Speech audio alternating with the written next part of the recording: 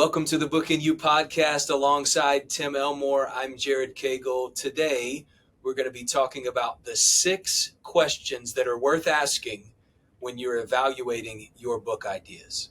Tim, excited to be with you today and ready to launch into this topic. You sent me a quote that I thought was so good, and that kind of spurred us on with this Yeah, episode from Kevin Kelly, who co-founded Wired, New York magazine. Times, Wall Yeah, Street Journal writer and author. He said this: separate the process of creating from improving. yeah, You can't write and edit well at the same time. And if you do, the editor stops the creator. yeah, At the start, the creator mind must be released and unleashed from judgment. yeah. What a great quote. It really is. And what I love most about it is, unless you're a technical writer, you're writing a training manual, you need creativity. And if you always are going back and judging or evaluating as you just create on paper, you're in trouble. So Kevin Kelly's just very, very wise. And I love that statement. So, and that's going to play right into where we're going today.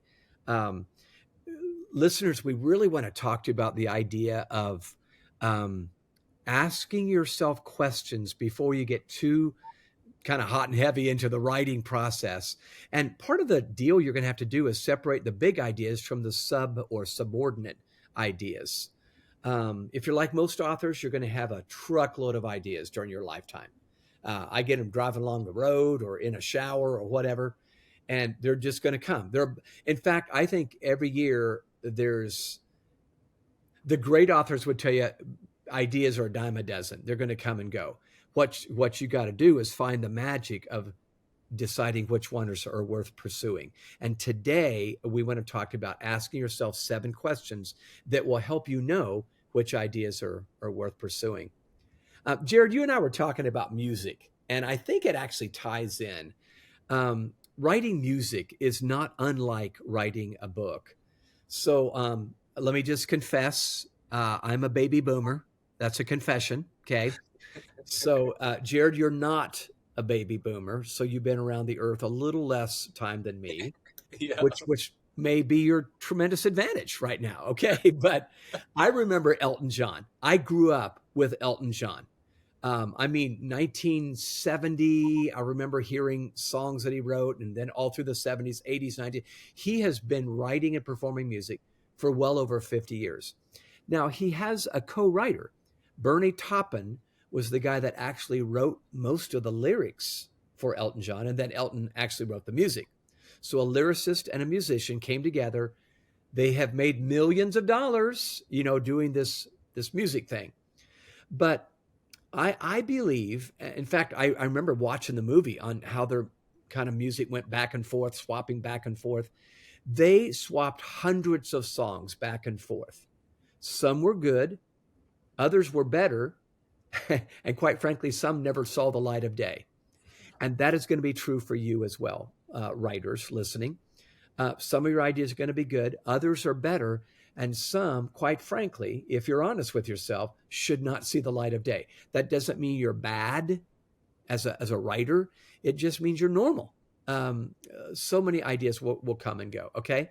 Some are one-hit wonders. Some authors are, that one book or that one song. We've all heard that term one-hit wonder, but I think we just need to recognize that each idea needs to be taken one at a time and should be evaluated along the way one at a time. So, Jared, I don't know if you want to say anything in response to that, but that's where we're going today. Well, I love the connection with music and book writing. It's music sometimes is there's less margin for error. It's a smaller package. You got to Yeah. catch people quickly. But Yep. at the same time, you talked about the generations, millennials, Yeah. which is where I am, Yeah. the generations to follow, Gen Z now, if you think about the attention span and the need to grab with a hook or Yeah. with grab their attention, we could learn a lot from music. We could learn a lot from the We way that can. songs are Yeah. written. And I love that one of the best performers, one of the best songwriters of our time is Yeah. on this list today for you to talk about. as a collaborator. He didn't do Yes. it all by Yeah, himself. And that's right. if there's one thing we could leave you with, every time we want to say, hey, you don't have to do this by yourself. Don't go at it Mm, alone. that's right. Who's your team? We want to That's be a part of that. Tim and I are here to help you along yeah, your yeah. journey, and we're hoping that today will be another good step for you and helpful as we consider these 7 questions. So let's jump in. I'm about to give you, if you're making a mental list or if you're writing down a list, if you're driving, do not write it down. But let's talk about how to distinguish big ideas from sub ideas. Neither are wrong; they're just different. So here are the 7 questions. Number 1, ask yourself: is your idea life changing?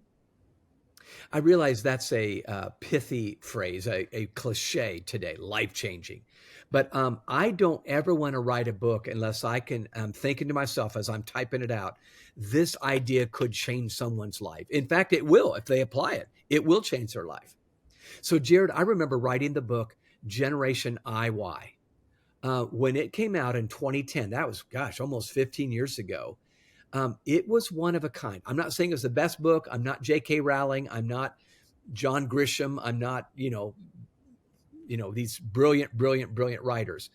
But the book was about the second half of the millennial generation. So the generation, Jared, that you're a part of. I had been working with young people long enough to see that in 2010, when this book came out, the second half of the millennials were different than the first half. And I had not seen any book like this. So the 80s kids were different than the 90s kids. And I felt like we needed to address it because the millennials were being lumped in together by sports coaches, teachers, employers, and they were just different. So we actually at Growing Leaders self-published that book on Amazon, and we sold 250,000 copies.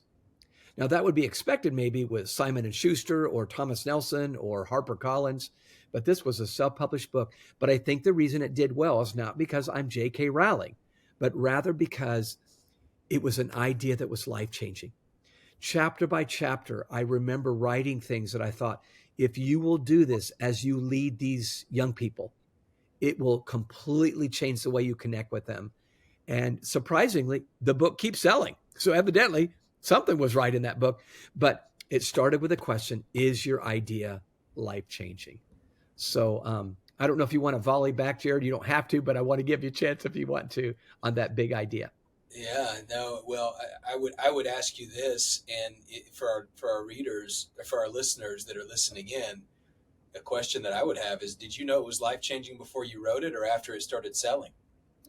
Gosh, I had that feeling, and it was only a feeling. I think this might be helpful.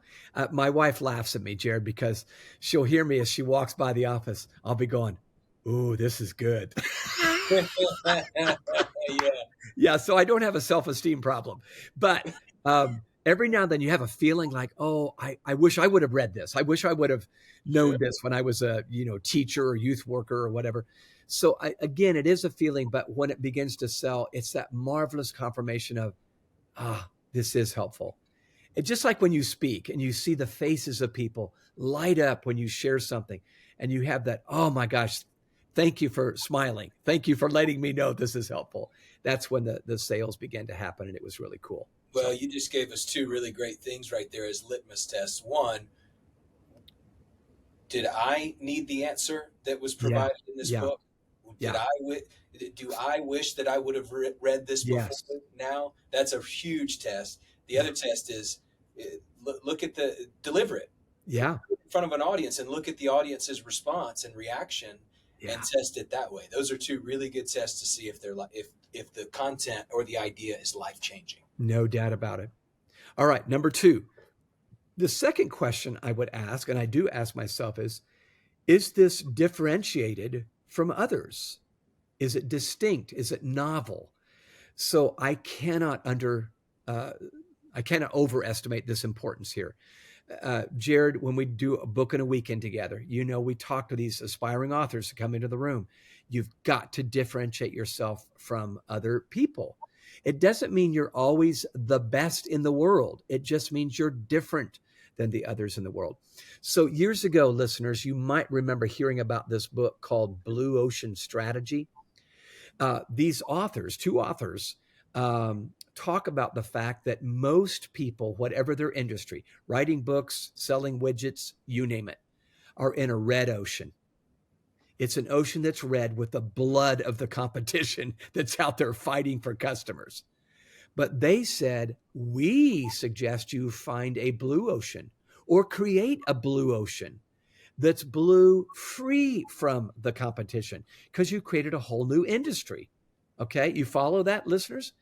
So the distinctive can be your what or your how, meaning what you're saying may be differentiated or the way you say it may be differentiated from others. So Jared, again, my best example of this from my life was the habitudes.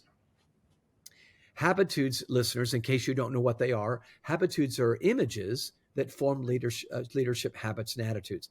I don't think much of what I shared is new. Maybe nothing was new, though. So the what wasn't differentiated, but the how. I was teaching leadership with images and conversations and experiences. That was different than others. And it was really geared for the next generation. And I think that's why it sold 3 million copies, is because the how was different. So listeners, think about this. What is your book differentiated from others in its what or its how? I think about people like Malcolm Gladwell. Malcolm just spoke at the IMC, didn't he? Oh my gosh, what an incredible guy. Well, when I read his book, The Tipping Point, or when I read his book, David and Goliath, which really isn't even a spiritual book. But it was a great nugget of truth in there. Or his book, Blink. All of these were novel ideas that nobody else really was talking about. And they have been so popular because they were different or even distinct. Remember, we know that word distinct it's not just better than others. It's different. It's nobody else is like it. And that's what I think Malcolm Gladwell did. So that's what I would say is question number 2. Is your book idea differentiated from others? Is it distinct or novel? Uniqueness is so important, Tim. And it's interesting you brought up Malcolm Gladwell. When he was speaking last week at IMC, he said this quote. He said something to the effect of, I'm not answering questions that people aren't already asking. I don't spend time writing about things that don't answer questions that people aren't already asking. And so the interesting part about that, to your point, those are novel ideas that he's bringing, but it's more really the how than it is the what, because people are asking those questions. He's not going to answer a question people aren't already asking. Yeah. But the way that he answered it was the uniqueness. I think that's a key point for us all to take. I do too. So listeners, if you're going, well, how will I know if my idea is different and unique and distinct and so forth? Well, start with a Google search. Go Google it, or go on Amazon and say, are there any other books written about it? You need to do a competitive analysis anyway along the way for your book proposal. So why not start with that question? Okay, let's do the next one. Is it simple for people to understand? Now, I got to be honest with you. John Maxwell is the master of this. John has written almost 100 books. And one of the compliments and complaints that John gets is, your books are so simple, right? And sometimes John goes, I know, I don't even know if they should, he even finished that book, Today Matters. Remember, he talked about this and he said, I don't even know if I should hand this into the publisher. It's so simple, but that's what made it sell. Yeah. So readers, I don't know how your brain works. Sometimes I can be overly complicated. And I even bounced a book idea off of John Maxwell. And he said to me, Tim, it's a great idea. It's too complex. It's too complicated. You'll sell 12 copies, for all those PhDs out there, but that's it, Well, I don't want to sell just 12 copies. So I really think we need to go to this huge question and be honest with ourselves. Is it simple for people to understand? Jared, did you know when Winston Churchill, the Prime Minister of England, was still around, he would write his speeches, and did you know he would bounce them off of the equivalent of a middle school kid? Wow. Yeah, because he thought, I want to talk to Parliament, and if a 13-year-old can understand it, maybe Parliament can understand it, something like that. Yeah, I have gotten because I'm in the academic world so much, I'm with very heady, scholarly, academic types. I can sometimes come up with something that's not simple enough. And we all know that, great communicators take a complex idea and they make it simple. We just need to know that that's going to be huge to take your complicated idea and make it simple. Sure, So, yeah, sure. Well, and it's harder work. It's yeah, hard. It's harder to make it simple. yeah, A it lot of really times is. we think that John says put the cookies on the lower shelf so Yeah, that they can reach the cookies. That's the same concept. But yeah, it for a really writer, is. or a communicator, it's hard work to Yeah, drill down to its simplest form so that others can understand it. I love that example of Winston yeah, Churchill bringing in an yeah. eighth grader. That's Yeah, incredible. it's Yeah. cool. Is cool. All right, here's the next one. What's your book's shelf life? So we all know the term shelf life. That basically means how long will it last? How long will it be relevant? Okay. The shelf life of some are very, very short. And that's okay if it's a really good book meeting a need right now. So I guess maybe another question to ask yourself on this one is your book timely or timeless? So a timely book may be a book written for the here and now. It's maybe it's a book on AI, right? Everybody's talking about AI right now. Maybe you've got a great book on AI that maybe a year and a half from now, it's old news. It's old news. It's tired by that time. If it's timeless, and many of John Maxwell's books are, the 21 Laws of Leadership, that's pretty timeless, Yeah. That's why it's selling 20 years later, right? So you need to make sure that you go after what you want to go after, but that starts with what's your shelf life? Is it timely or timeless? Do you remember, Jared, the book called The Shack? Oh Did yeah. that? Oh, yeah. Okay, good, good. The Shack was self-published at first. Yeah. And I think by the time I heard about it, it was still self-published, but it was just in the process of transitioning to a bunch of publishers were looking for this thing. Because though the author had shopped it around, he kept getting a no over and over and over. No, no, no, no. So finally he just self-published it and got it out there. And he sold tons of them, even though it was self-published. Well, now, at this point, everybody's interested in the book. Well, of course they are. The book's selling a bunch. So I think, listeners, I want you to be thinking about this book idea and you're asking the question, is it timely or timeless? What's the shelf life? Can you be both specific and broad? So think about what I mean by that. Your topic is very specific. It's not written to everybody, but yet it's very specific and it can reach a broad audience because they're all looking for that specific topic. I tell you, the book I'm thinking of right now, Jared, is Jim Collins, who we all love if we love leadership. He wrote a book years ago that I bet you've heard of, listeners. The book was called Good to Great.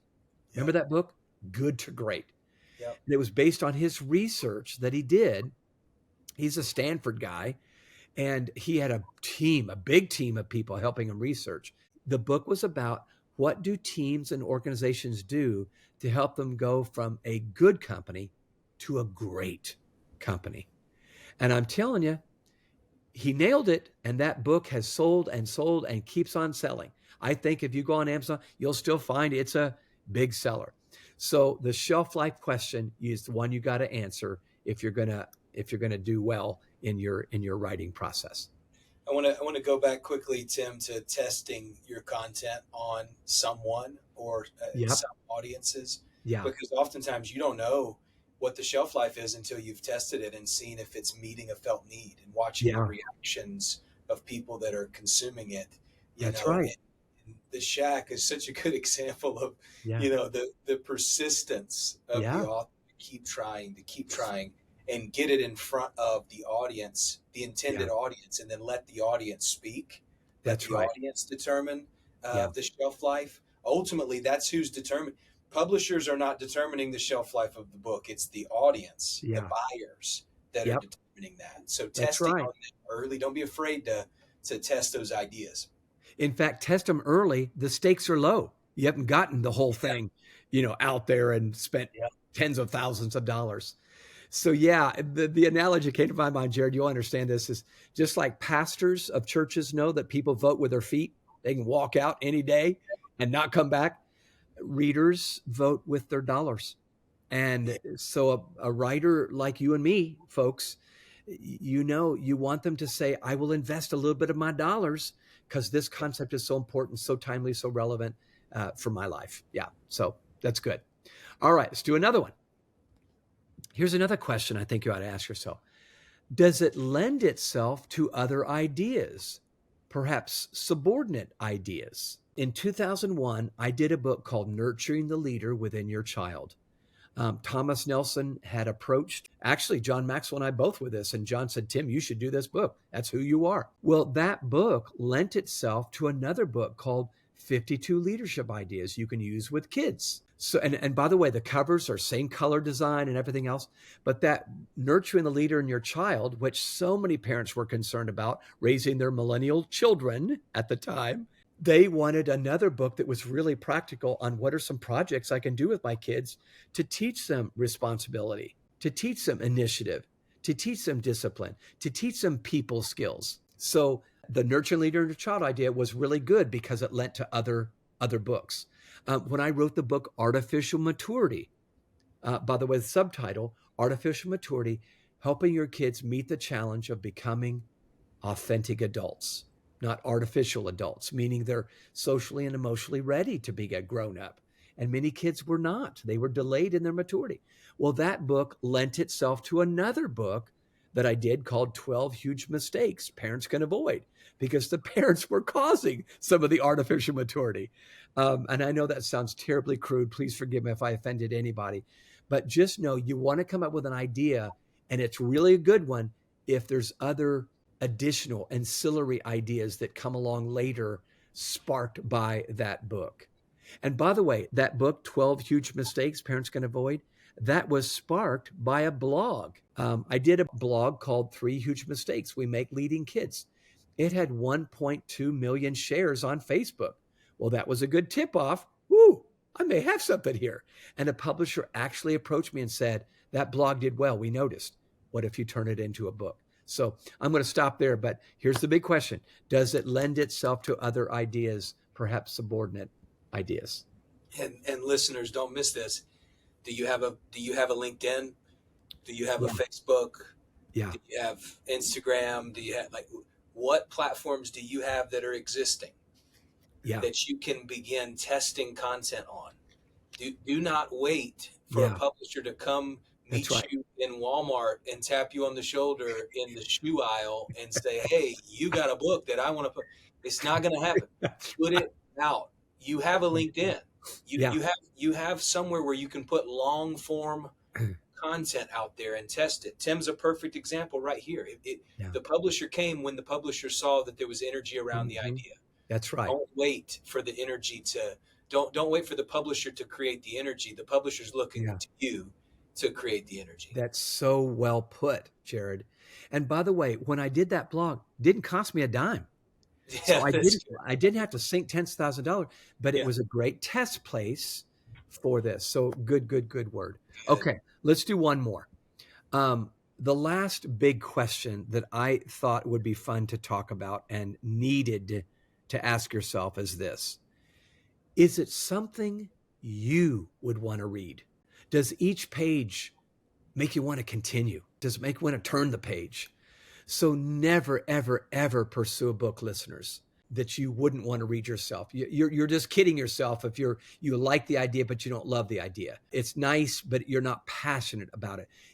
This book that you are thinking about ought to wake you up at night. In fact, I do. I'm often awakened every week of my life with some idea that hits me and it interrupts my sleep. I'm okay with that. And I'll run upstairs and I'll type it out. It won't be written eloquently. I just want to get the idea written down before I go back to sleep. Yeah, this question, is it something you'd want to read? Does it capture your imagination? Ask that question. Does it wake you up at night? If it was written by someone else, would you bet on it? Let me ask that again. If it was written by someone else, would you go, man, I'd buy that book? That's a great acid test. Jared, I'll never forget when I first read the book by Arthur Brooks called From Strength to Strength. That book is a New York Times best-selling book. I remember checking it out when it first came out. I heard Simon Sinek talking to Arthur Brooks about this book. I immediately bought it. And that book, you know what it made me say? When I read that book, my wife said, well, what'd you think? You know what I said to her? Here's what I said to my wife. The only thing I don't like about this book is that I didn't write it myself. That's what I said. And I know I've got a good book. And I told Arthur that. I met him and I had about a half an hour with him. He came down from Harvard University down to Atlanta and he spoke at North Point. And I grabbed him ahead of time. And I said, Arthur, I'm telling you, you're my hero. Can I get a picture with you? And he said, of course. And I told him, I said, the only thing I didn't write about life. And he wondered, what is he going to say? I didn't write it. Dang it. That sort of thing. So, I was willing to, I felt like I was close enough to him already. He was just like the guy next door. He's so down to earth, so approachable. That's a question you ought to ask yourself before you ever write a book. Is it something you would say, this captures my imagination? It makes me, I would write it I would read it if I didn't even write it myself. So John Maxwell says when he's writing every single page, he asks himself that question: will the reader turn the page? Yeah. Will the reader be? Is there enough here, to keep the interest of the reader? And I think you're spot on with that point, Tim. Yeah, well, I just wish I would have learned this years ago. Maybe these questions don't feel like rocket science, folks, and maybe they're not. But boy, they're a great filter before you take another step to ask them right up front.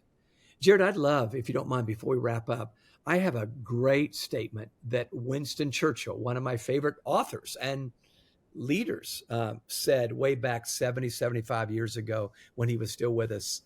Yeah. He said something about writing books that I thought was a great cherry on top to this little conversation. Churchill said, writing a book is an adventure. To begin with, it's a toy and an amusement. Then it becomes a mistress. Then it becomes a master. Then it becomes a tyrant. And the last phase is that just as you're about to be reconciled to your servitude, you kill the monster and you fling him to the public. Isn't that Churchillian? I mean, that's the kind of thing he would say. But folks, what I don't want you to miss is this. It's not just a project you've got. It's a thing that, oh my gosh, I'm dating this. Now I'm married to it. Now I can't let go of this thing. And then you feel like it's your master. But when you finally fling that thing to the public, you realize, okay, it has been a tyrant at one point, but now it is out there. And hopefully, people are enjoying it with you. These are the questions I think you ought to be asking along the way. Incredible. Tim, thanks so much for sharing these today. The 6 questions that are worth asking when you're evaluating your book ideas. We hope that this will help you jumpstart, as we say, move you to the front of the line when it comes to writing your book and getting your message out there, because we believe that the world needs the book in you. Until next time, we'll see you real soon.